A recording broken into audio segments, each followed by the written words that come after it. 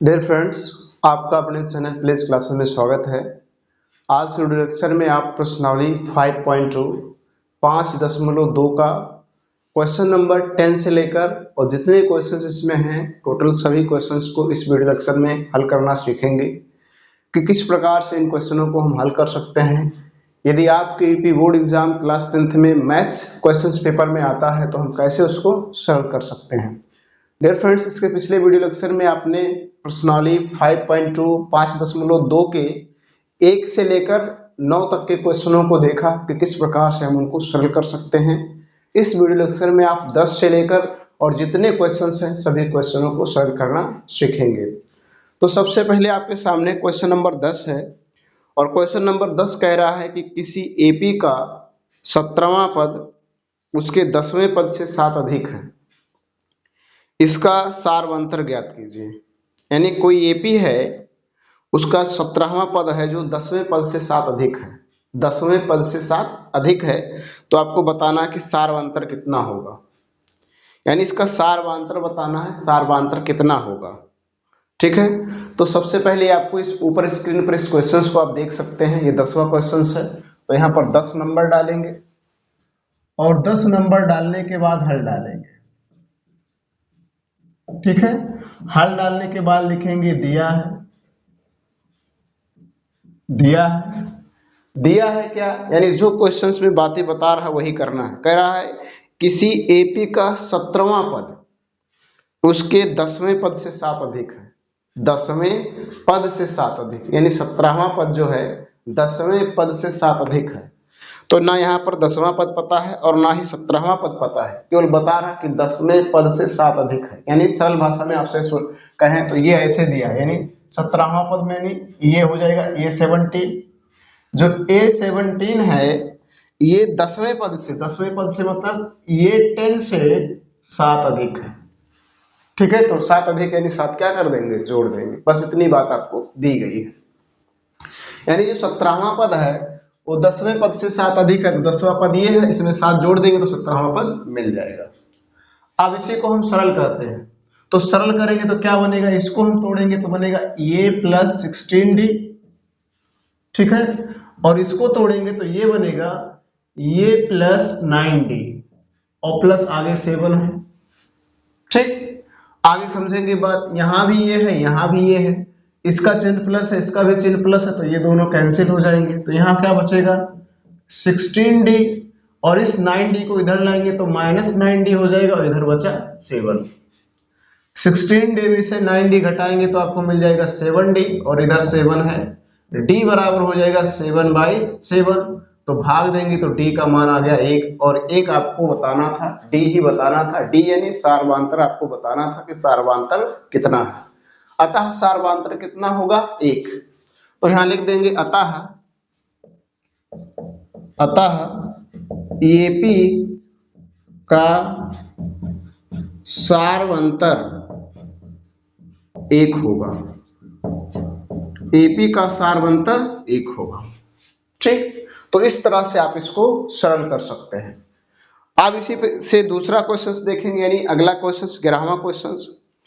AP दिया है और कह रहा का कौन सा पद उसके 54वें पद से 132 अधिक होगा। कौन सा पद 54वें पद से 132 अधिक होगा। तो यहाँ 11वां नंबर डालेंगे, चूंकि ये 11वां है तो 11वां डाल दीजिए, हल डाल देंगे और हल डालने के बाद लिखेंगे दिया है। ठीक है, दिया है, दिया क्या है, एक एपी दी है। वो एपी क्या है 3, 15, 27, 39, डॉट डॉट, इस प्रकार से एक एपी दी है। जब एपी दी है तो हम यहां से प्रथम पद ज्ञात कर लेंगे। प्रथम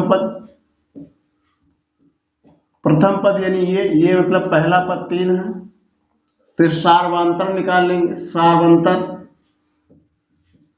सारवांतर यानी डी, ये कितना होगा A2 - A1। A2 का मान देखेंगे तो आपका 15 है और -A1 3 है, घटाएंगे आ जाएगा 12। ये मिल गया। यहां पर आपसे पूछ रहा है कि का कौन सा पद उसके 54वें पद से 132 अधिक होगा। कौन सा पद जो होगा उसके 54वें पद से 132 अधिक होगा। कौन सा पद, यानी इस एपी का कौन सा पद होगा जो 54वें पद से 132 अधिक होगा? 54वें पद से 132 अधिक होगा। तो देख लीजिए, मान लेते हैं आपके nवां पद, ठीक है।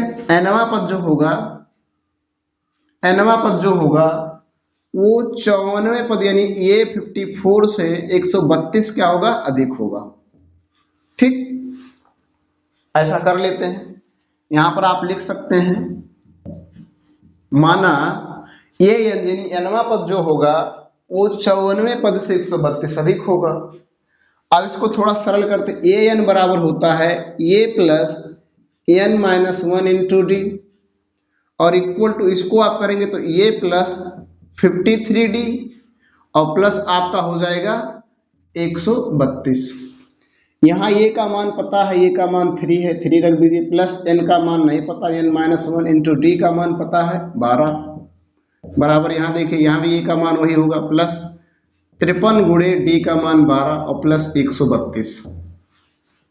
ठीक, सरल करते हैं इनको, यहाँ 3 ही होगा, प्लस गुणा कर देंगे 12n माइनस 12 हो जाएगा, बराबर यहाँ 3 प्लस 53 और 12 का गुणा करेंगे तो 12 3 36 और 12 पंचे 60 और 3 हो जाएगा 63, यानी 636 प्लस 132। ठीक है, इन सबको देखिए, ये माइनस है, ये प्लस है, प्लस माइनस घटेगा, कौन सा चिन्ह लगाएंगे जो बड़ा होगा? बड़ा 12 इसलिए माइनस आ जाएगा, तो यहाँ 12n और माइनस 9 आ गया। ये सभी प्लस हैं, इनको सबको जोड़ लेंगे तो 3 और 6 9 और 2 11 के 1, 3 और 3 6 1 हासिल 7, 6 1 7, तो ये आ गया इतना। इसको उधर ले जाएंगे तो 12n बराबर हो जाएगा 771 माइनस, ये माइनस है तो प्लस बन जाएगा, 12n बराबर हो जाएगा, इनको जोड़ेंगे तो ये बन जाएगा 780, n बराबर हो जाएगा 780 बटे 12। ठीक, भाग दे देंगे तो आ जाएगा 12 छक 72 और 12 पंचे 60, यानी 65वां पद जो होगा, अतः यहाँ लिखेंगे 65वां पद, 65वां पद 54वां पद से 132 अधिक होगा। ये इस तरह से आप ज्ञात कर सकते हैं। ठीक है, क्या माने थे? यहां पर क्वेश्चन में कह रहा था कि का कौन सा पद उसके 54वें पद से 132 अधिक होगा, 54वें पद से 132 अधिक। तो मैंने माना nवां पद जो है वो 54वें पद से 132 अधिक, यानी 54वें पद में 132 जोड़ देंगे।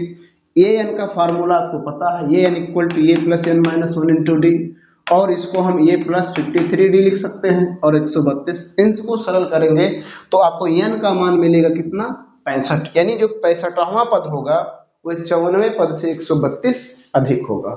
ठीक है, तो इस तरह से आप इनको सरल कर सकते हैं। अब डियर फ्रेंड्स, आपके सामने अगला क्वेश्चन है, क्वेश्चन नंबर 12 है, दो समांतर श्रेणियों का सारवंतर समान है, यानी दो समांतर श्रेणी हैं और उनका सारवंतर समान यानी बराबर है। यहाँ पर आप डालेंगे क्वेश्चन नंबर 12 है, और 12 डालने के बाद लिख देंगे हल, और हल लिखने के बाद लिखेंगे दिया है, दिया है दो समांतर श्रेणी है। तो मान लीजिए यहाँ लिखेंगे पहला एपी, पहला एपी, पहला एपी का सारवंतर, का सारवंतर, पहला एपी का सारवंतर D1 है, या D केवल कह सकते हैं, केवल D। तो दूसरा जो एपी होगा, दूसरा एपी का सारवंतर, दूसरा एपी का सारवंतर ये भी D होगा, यानी कह रहा दोनों समान है, नहीं बराबर। ठीक, आगे बात देखेंगे, आगे क्या कह रहा है, यदि इसके 100वें पद का अंतर 100 है, यदि इसके 100वें पद का अंतर 100 है तो इनके 1000वें पद का अंतर क्या होगा? 100वें पद का अंतर, यानी इसका 100वें पद का अंतर और इसके 100वें पद का अंतर क्या है? 100 है, 100वें पद का अंतर। तो 100वें पद का अंतर यानी इसका 100वां पद निकालेंगे तो ये 10 होगा, ये 100 और माइनस इसका भी होगा ये 100, ठीक है, और इसका अंतर भी 100 है, ठीक। कह रहा है यदि इनके 100वें पद का अंतर, 100वें पद का अंतर यानी 100वां पद का अंतर दिया है। अब इसको आप चाहें तो तोड़ सकते हैं। इसको जब तोड़ेंगे, ध्यान दीजिएगा, इसको तोड़ेंगे तो ये बनेगा ये प्लस 9d होगा, और ध्यान देखना ये हो जाएगा ये, यहां देखिए ये है तो इसको ये 1 कर लीजिए और इसको क्या कर लीजिए ये 2, क्योंकि सार्वांतर समान है, सार्वंतर समान है, पहला पद समान नहीं है, इसलिए पहला पद इसका ये 1 होगा, इसका ये 2 होगा, और ये भी हो जाएगा प्लस 9d, सार्वंतर समान है और बराबर हो जाएगा 100।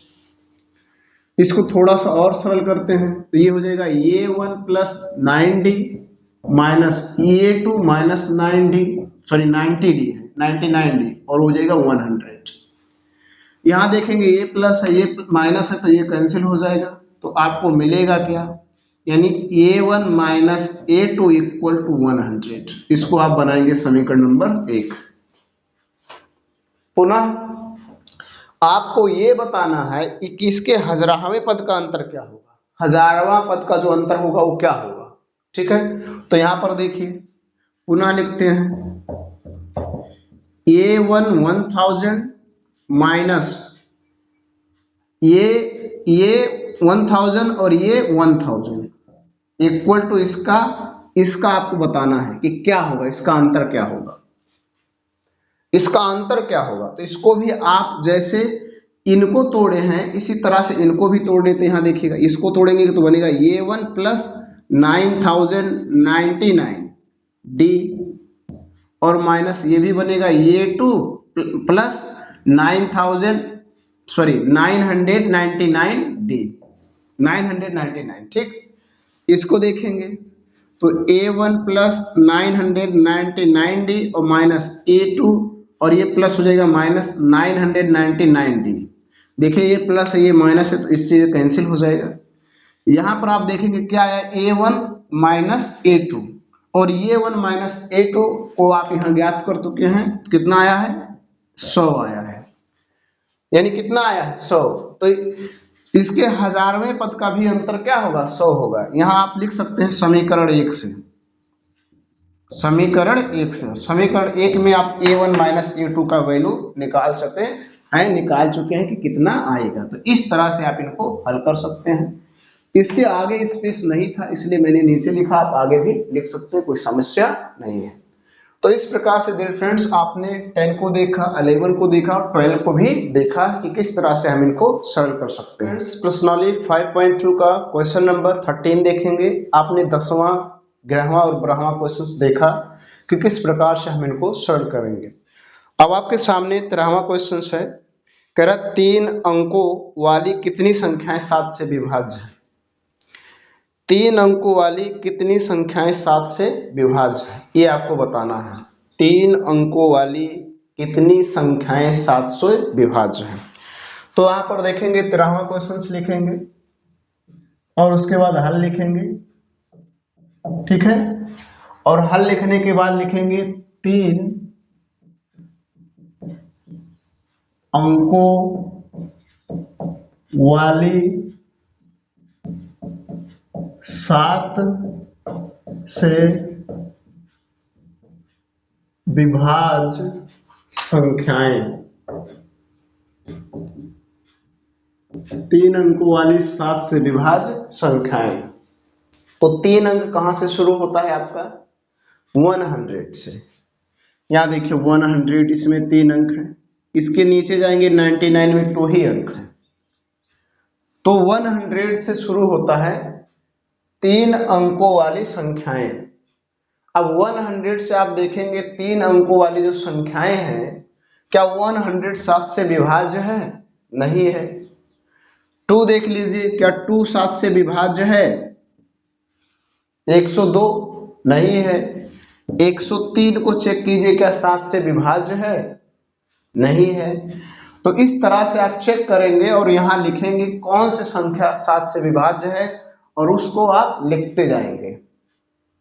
तो 100 भी नहीं है, यानी 100 भी नहीं, 102 भी नहीं, 103 भी नहीं है। इस प्रकार से आप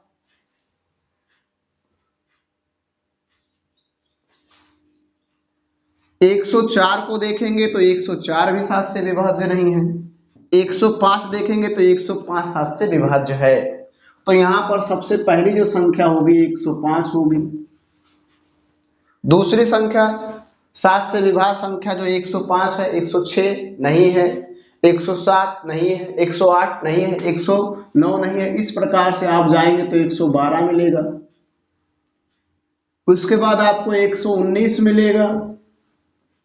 उसके बाद आप जाएंगे तो आपको मिलेगा 126। इस प्रकार से डॉट डॉट डॉट डॉट आप अंतिम में जाएंगे और आपका अंतिम जो सबसे अंतिम 3 अंकों की संख्या है वो है 999। तो ये देखना है जो ये अंतिम है क्या ये 7 से विभाज्य है? तो ये भी 7 से विभाज्य नहीं है, तो इसके नीचे आएंगे। 998 देखेंगे क्या 7 से विभाज्य है? क्या ये संख्या 7 से विभाज्य है? तो 7 से विभाज्य के रूल हैं और आप चाहे तो इसे भाग करके भी चेक कर सकते हैं। 7 एकम 7, 2 आ गया, 9 उतारेंगे, 7 त्रिक 21, 7 चौक 28 आपका हो गया। यहाँ पर 28 आ गया, फिर 1 आ गया 18, यानी नहीं विभाज्य। 997 देखेंगे 7 से विभाज्य करके, क्या 9 7 एकम 7, 2 आया, 7 चौक 28, फिर आपको आ गया कितना आ गया, यहाँ पर 1 आया और फिर 7 आया, नहीं है। इस प्रकार से आप 96 भी नहीं है, 95 भी नहीं है, 994 जो संख्या है 7 से विभाज्य है। 7 एकम 7, 2 आएगा 29, 7 चौक 28 हो गया, फिर 1 बच गया, 7 दूना 14, यानी आपका अंतिम जो मिलेगा, सबसे अंतिम पद मिलेगा वो 994, 994। तो अगर इन संख्याओं को आप ध्यान से देखेंगे तो इस प्रकार से एक एपी बन रहा है। क्या बन रहा है? एपी, यानी अर्थमेटिक प्रोग्रेशन बन रहा है, समांतर श्रेणी। और उन सभी में देखेंगे तो सभी में 7-7 का डिफरेंस है। लेकिन आपको ये बताना है कि ऐसे कितनी संख्याएं हैं जो 7 से विभाजित हो रही हैं। तो आपको सबसे पहले यहां लिखना है प्रथम पद, ठीक है। प्रथम पद यानी ये कितना दिया है 105। सार्वंतर ज्ञात करना है। सार्वंतर यानी डी क्या हो जाएगा A2 माइनस A1। A2 का मान 112 माइनस A2 यानी 105, आप घटाएंगे 7 आ जाएगा। और देखेंगे इसमें आपको L दिया है, L मतलब अंतिम पद दिया है 994। आपको पदों की संख्या बतानी है, तो इस फार्मूले का यूज करेंगे, सूत्र लगाएंगे और यहां लिखेंगे L equal to A plus N minus 1 into D. L का मान है 994, A का मान है 105 प्लस N नहीं पता है, N माइनस 1 इंटू डी का मान है 7। ये देखिए इधर लाएंगे तो 994 माइनस 105, इनका गुणा कर लेंगे तो 7n माइनस 7 हो जाएगा। इसमें से घटाएंगे तो यहाँ आ जाएगा 9 और यहाँ आ गया 8 और यहाँ आ गया 8। ये माइनस इधर आएगा बन जाएगा प्लस और बराबर यहाँ आ गया 7n। जोड़ेंगे 9 7 16, 8 1 9 और ये 8 ही रहेगा, ठीक। यहाँ पर आ गया 7n। 7 को इधर लाएंगे तो बट्टे हो जाएगा 896 बट्टे 7 और इधर बचेगा n। भाग दे देंगे, जो आएगा n का मान होगा तो आएगा 7 एकम 7, 1 बच गया हो गया 19, 7 दूना 14, 5 बच गया 8 सत्ते 56, यानी 128 पद होंगे, 128 संख्याएं होंगी जो 7 से विभाज्य हो जाएंगी, जो 7 से कट जाएंगी। तो इस तरह से आप इनको सरल कर सकते हैं, ठीक है। उम्मीद करता हूं कि आपको क्वेश्चन समझ में आ गया होगा। अब इसके बाद हम बात करेंगे क्वेश्चन नंबर 14 की। 14वां क्वेश्चन है आपके सामने, 10 और 250 के बीच में 4 के कितने गुणज हैं। 10 और 250 के बीच में 4 के कितने गुणज हैं? तो यहां पर देखेंगे, मैं इसको यहां पर लिख रहा हूं, देखेंगे ध्यान से। ये आपका 14 क्वेश्चन है, तो 14 डाल देंगे, हल डालेंगे और लिखेंगे 10 और 250 के बीच 10 और 250 के बीच 4 के गुणज, 10 और 250 के बीच 4 के गुणज, बराबर लगाएंगे। वहां स्पेस नहीं इसलिए मैं नीचे लिख रहा हूं, आप उसके आगे ही लिखिएगा, ठीक है। क्या बनेगा? 10 के बाद 11 आएगा, यानी गुणज मतलब जो 4 से भाग चला जाए, तो 11 नहीं होगा 12 होगा, 12 के बाद आपका 16 होगा, 16 के बाद आपका 20 होगा, 20 के बाद 24 होगा। इस प्रकार से आप करते करते जाएंगे तो 250 देखिए क्या 4 से डिवाइड हो जा रहा है, तो 4 से नहीं कट रहा है, तो 250 से आपको नीचे आना है, के बीच में बताना, यानी 249 लेना है, 4 से कटेगा नहीं, 248 लीजिए, कट जाएगा, यानी अंतिम पद जो होगा वो 248 होगा, ठीक है। इस प्रकार से अगर इनको भी ध्यान से देखेंगे तो एक एपी बन रहा है, और यहां पर हम लिख लेंगे प्रथम पद हमको लिखना है,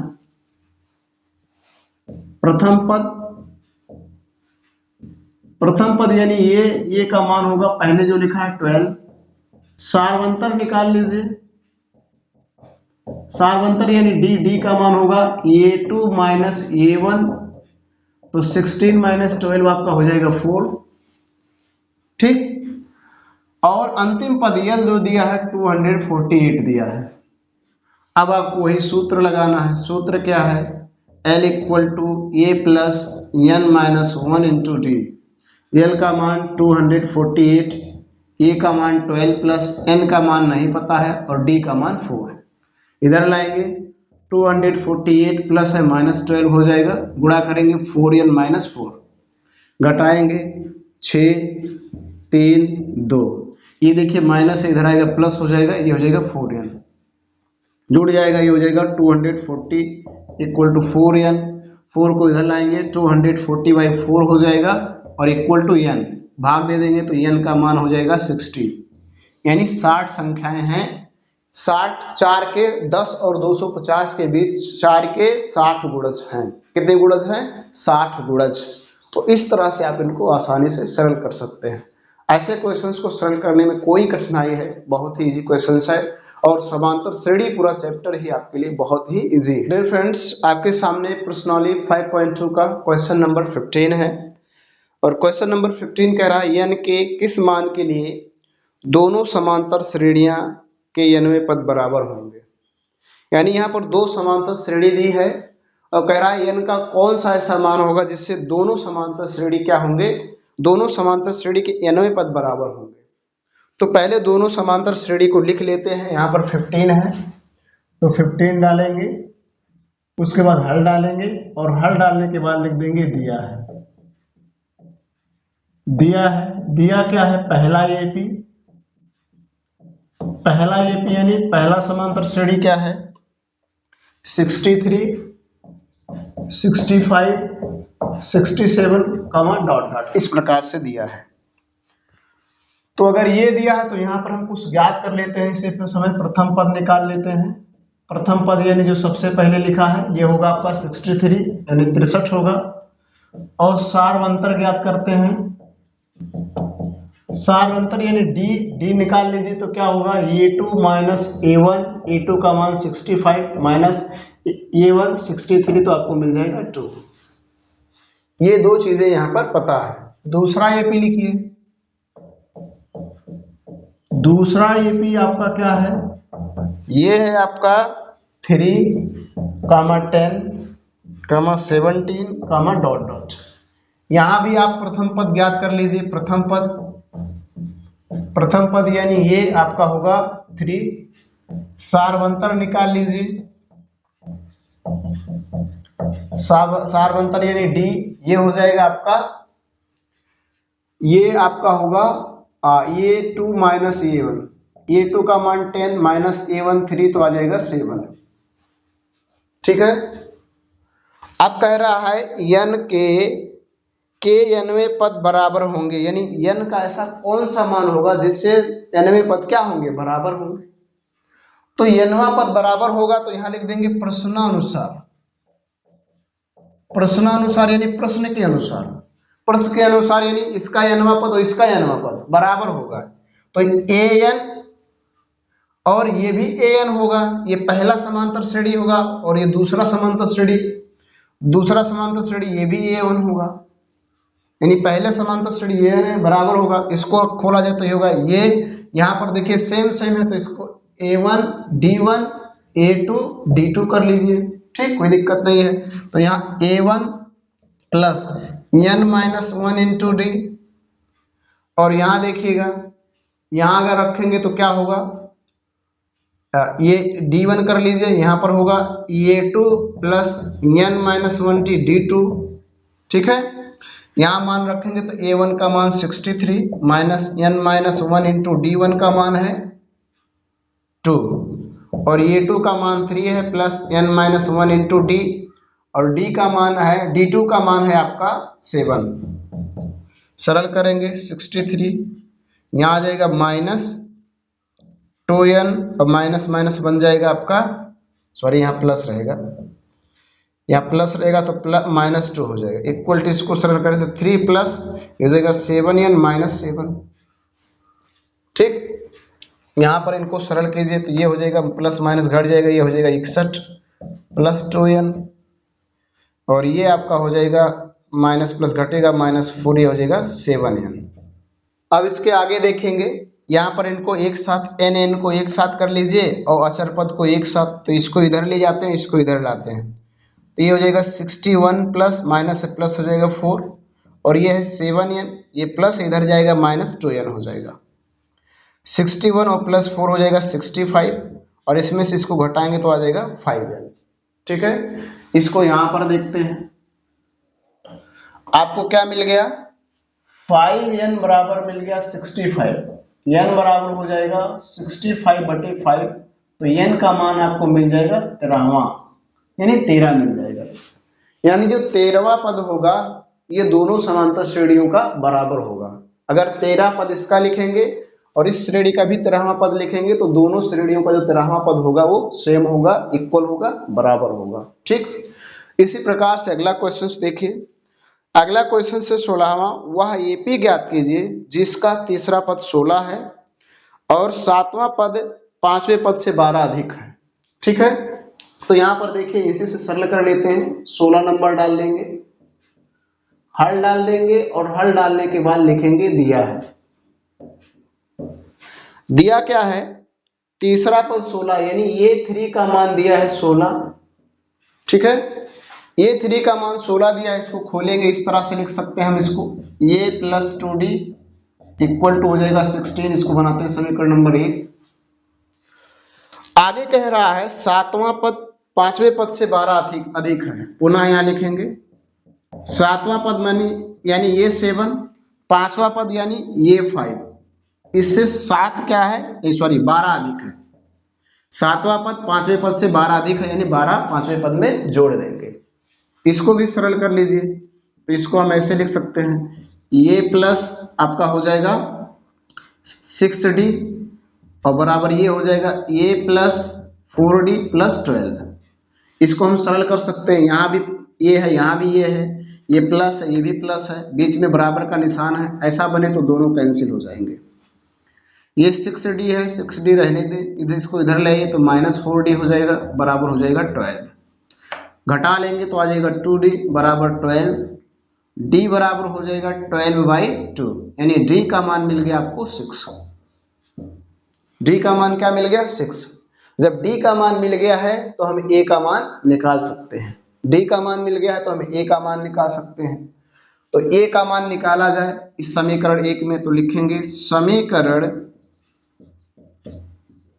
1 में d का मान रखने पर, समीकरण 1 में d का मान रखने पर, ठीक है। तो इसको इधर देख लेते हैं, समीकरण 1 में d का मान रख दीजिए, तो समीकरण एक यही है, तो हो जाएगा ए प्लस 2 गुणे डी का मान आया है 6 और बराबर आपका 16।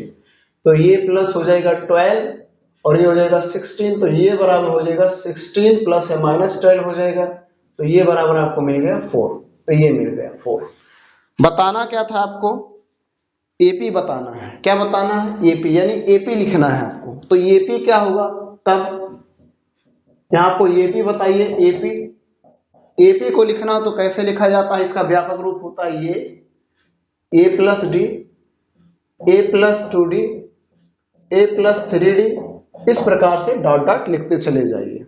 ठीक है, तो ए का मान कितना आया 4, ए का मान 4 प्लस डी का मान कितना है 6।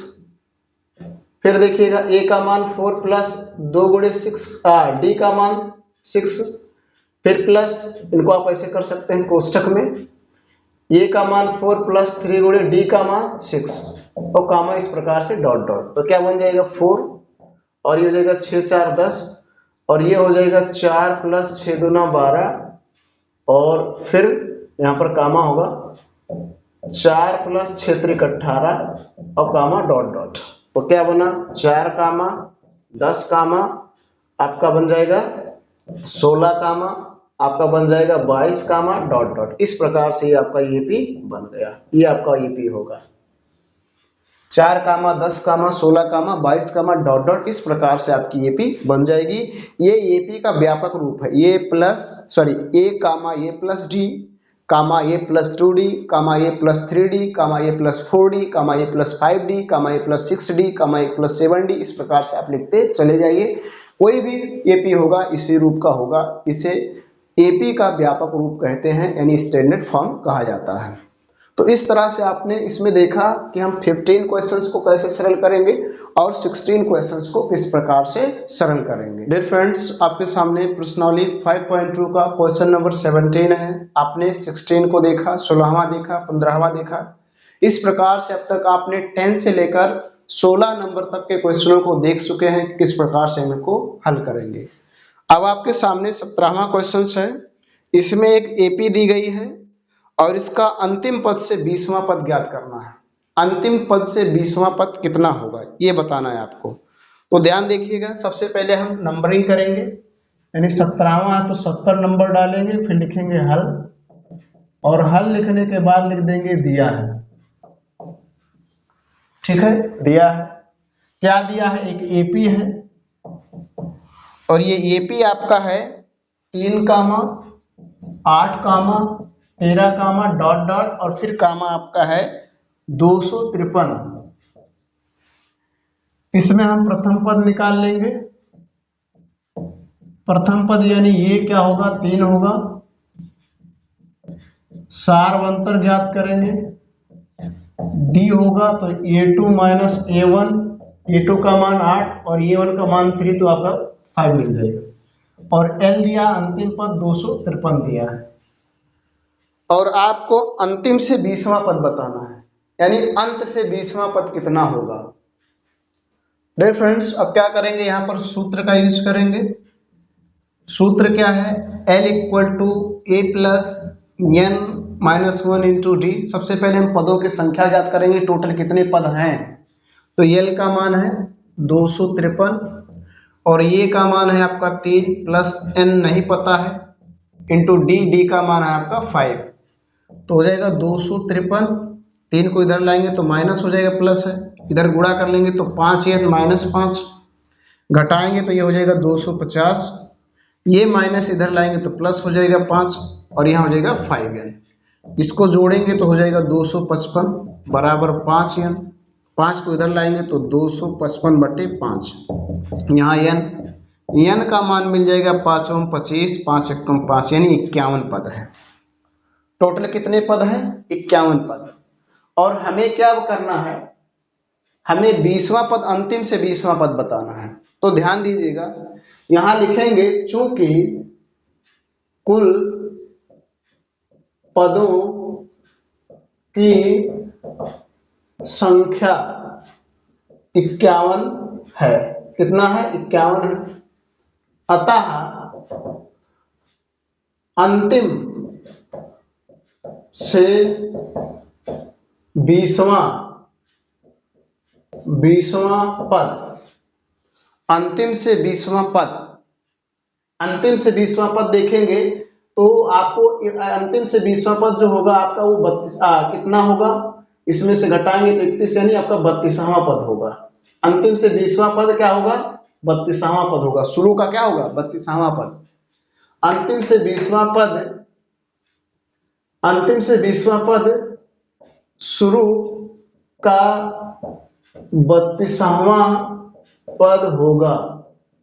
ठीक है, अंतिम से आप 20वां पद देखिए, जैसे मान लीजिए मैंने यहां लिखा कुछ पद, जैसे 4, 8, 12, 16, 20, 24, 28, 32, 36, 40, ये मैंने लिखा। ठीक है, इसमें टोटल कितने पद हैं, 1 2 3 4 5 6 7 8 9 10 हैं, यानी पदों की संख्या टोटल 10 है। अब हमें अंतिम से चौथा पद बताना है। अंतिम से चौथा पद, अंतिम से ध्यान दीजिएगा, मतलब इधर से पीछे से हमें चौथा पद बताना है। तो पीछे से चौथा पद यानी इनमें से क्या कर देंगे, इसमें से 4 घटा देंगे तो आ जाएगा 6, लेकिन प्लस जब शुरू से ये 7वां पद होगा। देखो पीछे से देखेंगे तो 1 2 3 4, यानी ये होगा चौथा पद।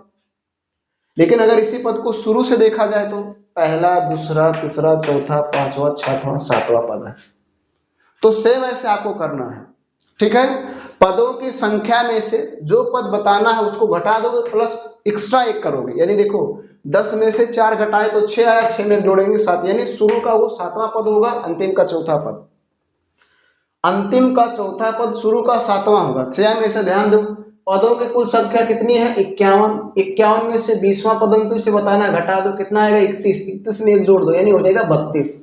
यानी शुरू का 32वां पद, अंतिम का 31वां पद होगा। ठीक है, तो यानी हम क्या कर लें, शुरू का 32वां पद ज्ञात कर लें तो हमको अंतिम का 20वां पद मालूम हो जाएगा। ठीक है, तो 32वां पद ज्ञात किया जाए तो 32वां पद यानी ये 32 क्या हो जाएगा, ये प्लस 31d, ये का मान आपने निकाला है 3 प्लस 31 इंटू डी का मान आपने निकाला है 5, तो हो जाएगा 3 प्लस गुणा कर लेंगे 5 और 5 से 15, गुणा करने पर आ जाएगा, जोड़ने पर 158, ये होगा। यानी अंतिम से जो 20वां पद होगा, यहां लिखेंगे अंतिम से 20वां पद 158 होगा। अंतिम से 20वां पद 158 होगा, यहां अतः लिख दीजिएगा, अतः अंतिम से 20वां पद 158 होगा। ठीक है, ये होगा। इस तरह से हम इनको ज्ञात कर सकते हैं। आपके सामने प्रश्नावली 5.2 का क्वेश्चन नंबर 18 है, 18वां क्वेश्चन है। 18वां क्वेश्चन क्या कह रहा है, किसी एपी के चौथे और 8वें पद का योग 24 है तथा 6वें और 10वें पद का योग 44 है। इस एपी के प्रथम 3 पद ज्ञात कीजिए, यानी प्रथम 3 पद बताना है। तो इस 18वां क्वेश्चन से यहाँ नंबर 18 डालेंगे और उसके बाद हल डाल देंगे, और हल डालने के बाद लिखेंगे दिया है। देखिए क्या दिया है, चौथे यानी चौथा पद यानी ये 4 और प्लस 8वां पद यानी ये 8 का योग जो दिया है वो 24 दिया है। तो इस तरह से कर लेंगे। इसको थोड़ा सरल करेंगे तो ये बनेगा ये प्लस 3d और प्लस ये देखिए ये प्लस 7d इक्वल टू 24। ये हो जाएगा 2a और ये हो जाएगा प्लस 7 3 10, 10d बराबर आपका हो जाएगा 24। 2 का भाग सभी में चला जाएगा, भाग दे देंगे तो ये प्लस हो जाएगा 5d इक्वल टू ये हो जाएगा 12। इसको बनाएंगे समीकरण नंबर 1। ठीक है, इसको हम ऐसे करते चले आएंगे। तो ये हमको मिल गया। पुनः देखिए, पुनः क्या दिया है, 6वें यानी ये 6 और प्लस 10वें पद मतलब ये 10 का जो योग दिया है वो 44 दिया है। जैसे इसको किया ऐसे कर लीजिए, तो ये लिखेंगे a प्लस 5d और इसको लिखेंगे a plus 9d equal to ये हो जाएगा 44। तो ये भी जोड़ेंगे तो हो जाएगा 2a, ये 2a और प्लस ये हो जाएगा 14d इक्वल टू 44। फिर से भाग करेंगे 2 का, तो ये बन जाएगा ये हो जाएगा 7D और इक्वल टू हो जाएगा 22। इसको बनाएंगे समीकरण नंबर 2। अब इसको हम क्या करेंगे, विलोपन विधि से हल करेंगे। विलोपन विधि लगाएंगे। विलोपन विधि क्या कहता है, किसी एक चर के गुणांक सेम होने चाहिए। तो यहाँ देखिए ये है, यहाँ भी ये है, इसका गुणांक 1, इसका भी गुणांक 1। तो चिन्ह देखा जाए तो इसका चिन्ह प्लस है, इसका भी चिन्ह प्लस है। तब जब दोनों का चिन्ह सेम हो, समान हो, तो हमें क्या कर लेना है, घटा लेना है। तो लिखेंगे समीकरण 1 में से 2 को घटाने पर, समीकरण 1 में से समीकरण 2 को घटाने पर, ठीक है, घटाया जाए। समीकरण 1 है a plus 5d equal to 12 और समीकरण 2 है a plus 7d equal to 22। घटाएंगे, माइनस माइनस माइनस, ये खत्म हो गया। यहाँ प्लस माइनस जो बड़ा होगा चिन्ह लगाएंगे, 7 बड़ा इसलिए 2d आ जाएगा, ये भी बड़ा है तो -10 आ जाएगा। d बराबर हो जाएगा -10 बाई -2, भाग कर देंगे तो d का मान मिल जाएगा 5। d का मान क्या मिल गया, 5। जब d का मान मिल गया तो हम a का मान निकाल सकते हैं। तो यहाँ क्या करेंगे, समीकरण 1 में d का मान रख देंगे। तो यहाँ लिखेंगे समीकरण 1 में d का मान रखने पर, समीकरण 1 में d का मान रखने पर, तो रखा जाए। समीकरण 1 यही है, तो ये जगह ये प्लस 5 गुणे d का मान आया है 5 और बराबर आपका है 12। तो ये प्लस 5 25 हो जाएगा बराबर 12, ये बराबर इसको इधर ले जाएंगे तो 12, ये प्लस है माइनस हो जाएगा 25, प्लस माइनस घटेगा, जो बड़ा होगा चिन्ह लगाएंगे, बड़ा आपका 25 इसलिए माइनस आ जाएगा, यहाँ पर 13, यानी ये का मान -13 आ गया। ठीक है, यानी ये मिल गया, डी मिल गया। हमें क्या बताना है, एपी के प्रथम 3 पद बताना है। तो एपी का प्रथम 3 पद, तो यहां लिखेंगे अतः एपी का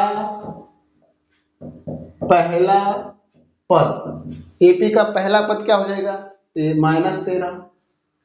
दूसरा पद निकाला जाए, एपी का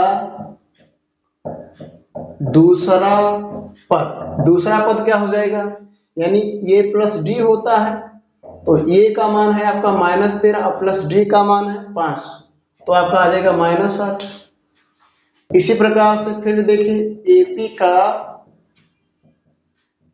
तीसरा पद यानी होगा ये प्लस 2d, ये का मान है -13 प्लस 2 गुणे डी का मान 5, तो -13 प्लस 10 तो आ जाएगा -3। तो ये होगा पहला पद, दूसरा पद और तीसरा पद, -13 -8 -3। तो इस प्रकार से इसके हम 3 पद ज्ञात कर सकते हैं। ठीक है, उम्मीद करता हूं कि आप इसको आसानी से ज्ञात कर पाएंगे। फ्रेंड्स, आपके सामने प्रश्नावली 5.2 का क्वेश्चन नंबर 19 है, 19वां क्वेश्चन है।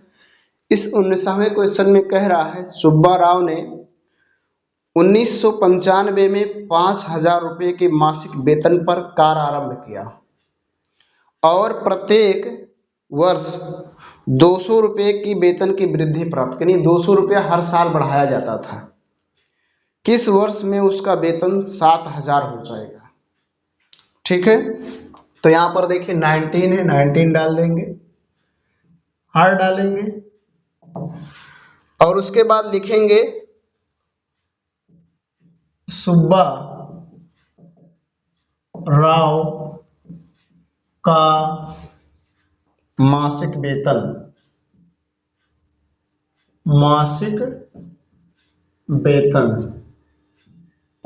कितना है, 5,000 रुपया। सुब्बा राव का मासिक वेतन 5,000 रुपया है और ये 1995 से शुरू किए। तो यहां पर लिखेंगे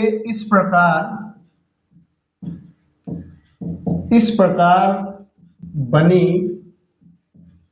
एपी, सीधे एपी बना ले रहे हैं ताकि आपको समय कम लगे। तो पहले साल इनका 5000 था 1995 में। 1996 में इनका हो गया 5200। 1997 में इनका हो गया 5400। 1998 में इनका हो गया 5600। और इस प्रकार से एक समय आया जब इनका हो गया 7000। तो ये बताना है कि इनका 7000 कितने सालों में हुआ। ठीक है, तो यहां पर लिखेंगे प्रथम पद। प्रथम पद यानी ये क्या है 5000। सार्वंतर ज्ञात करेंगे। सार्वंतर यानी डी आपका होगा A2 माइनस A1। A2 का मान 5200 और माइनस 5000 बराबर आपको मिल जाएगा 200। और अंतिम पद जो है वो है 7000। अब आपको सूत्र लगा देना है। सूत्र क्या है? L equal to A plus N minus 1 into D. L का मान 7000, सॉरी यहाँ पर 7000 आपको रखना है, और ये का मान है 5000 प्लस N माइनस 1 वैसे ही रहेगा, D का मान है 200।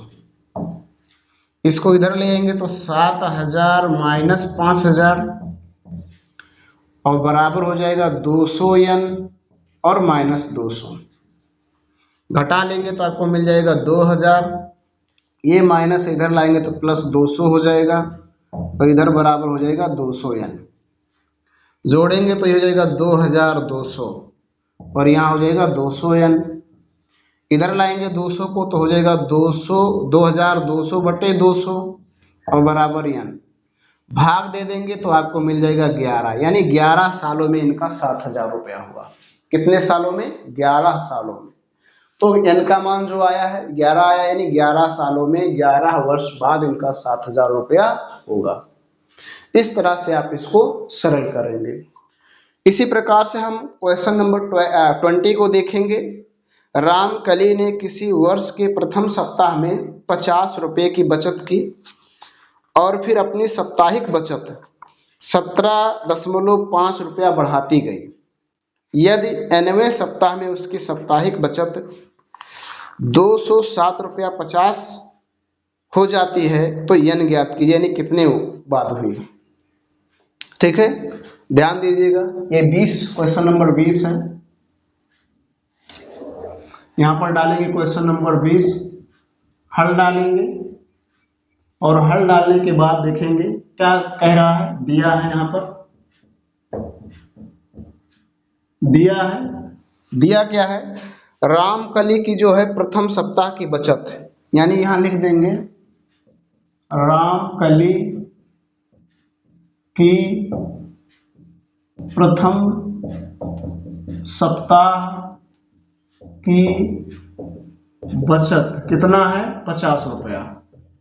यानी पहले सप्ताह उसने 50 रुपया बचाया और फिर हर सप्ताह 17.5 यानी 17 रुपया 50 पैसा बढ़ाती गई। 17 रुपया 50 पैसा, 17 रुपया 50 पैसा, 17 रुपया 50 पैसा उसमें बढ़ाती गई।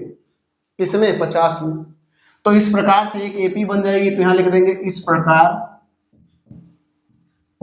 प्रकार बनी एपी। क्या बन जाएगी एपी? पहले उसने 50 बचाया, फिर दूसरे सप्ताह 17 रुपया 50 पैसा बढ़ा दिया, तो यानी 67 रुपया 50 पैसा बचाई। फिर उसके बाद तीसरे सप्ताह फिर इसमें 17 रुपया 50 पैसा बढ़ा, तो 17 रुपया 50 पैसा फिर बढ़ाएंगे। तो यहाँ पर देखिए 67 में 17 50 जोड़िए तो 5 5 10, 7 7 14, 1 15 और 6 1 7, 1 हाथ से 8, यानी हो जाएगा 85। फिर इसने 17 रुपया 50 पैसा बचाई, तो ये जाएगा 5 7 5 12, 8 1 9 1 10, यानी 102.5। इस प्रकार से एक समय आया जब इसने बचाया टोटल 207 रुपया 50 पैसा। 207 रुपया 50 पैसा। ठीक है, तो आपको ये बताना है कि 207 रुपया 50 पैसा कितने सप्ताह में बचाई। तो आपको यहाँ प्रथम पद लिखना है। प्रथम पद यानी ये क्या होगा 50। सार्वंतर यानी डी हो जाएगा A2 माइनस A1। A2 का मान 67.5 माइनस 50 तो 17 रुपया 50 पैसा, ये हमको पहले से पता है। यल का मान जो है अंतिम पद है वो 207 रुपया 50 पैसा है। आप चाहे 0 लिखें या ना लिखें कोई दिक्कत नहीं, आप इसको हटा भी सकते हैं, ये 50 ही पढ़ा जाएगा 50 पैसा। सूत्र का यूज करेंगे, सूत्र क्या है, L equal to A plus N minus 1 into D. L का मान है 207.5, ए का मान है 50 प्लस एन का मान नहीं पता और इंटू डी का मान है 17.5। इधर लाएंगे तो हो जाएगा 207.5 माइनस 50, गुणा करेंगे 17.5 एन माइनस 17.5। इसमें से इसको घटाएंगे तो 5.7 और यहाँ हो जाएगा 5 और यहाँ 1। यहाँ देखिए माइनस है, इधर आएगा प्लस हो जाएगा 17.5 बराबर ये हो गया 17.5 एन। इनको जोड़ेंगे 5 5 10 के 0, 7 7 14 1 15 और फिर देखेंगे 5 1 6 1 हासिल 7 हो जाएगा और यहाँ पर 1 होगा। देखिए फिर से 5 5 10 ये 0 हो गया, 7 7 14 1 15 और 5 1 6 1 हासिल 7 और यहाँ पर दशमलव लगेगा। तो आप चाहें तो इसको ना लिखें कोई दिक्कत नहीं है और बराबर आपका है 17.5 एन। इधर लाएंगे तो देखिए क्या हो जाएगा 175/17.5 बराबर एन। ठीक, ध्यान देना, इधर देखिएगा जब आप इसका दशमलव हटाएंगे तो 1 0 पर बढ़ जाएगा, यानी हो जाएगा 1750/175 बराबर एन।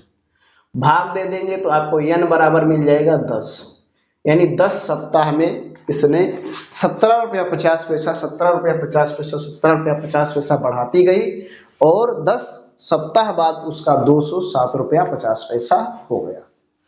तो डियर फ्रेंड्स, आज की वीडियो लेक्चर में आपने क्या समझा, क्या सीखा, प्रश्नावली 5.2 में दिए गए क्वेश्चंस 10 से लेकर आपने 20 तक देखा कि किस प्रकार से हम इनको हल कर सकते हैं। उम्मीद करता हूं कि ये पूरा वीडियो लेक्चर आपको पसंद आया होगा। पूरा वीडियो लेक्चर पसंद आया हो तो लाइक करें, चैनल पर पहली बार विजिट किए हो तो चैनल को सब्सक्राइब कर लीजिए, क्योंकि ऐसे ही शानदार वीडियो आपको इस चैनल पर मिलते रहेंगे। आज के वीडियो लेक्चर में इतना ही, धन्यवाद।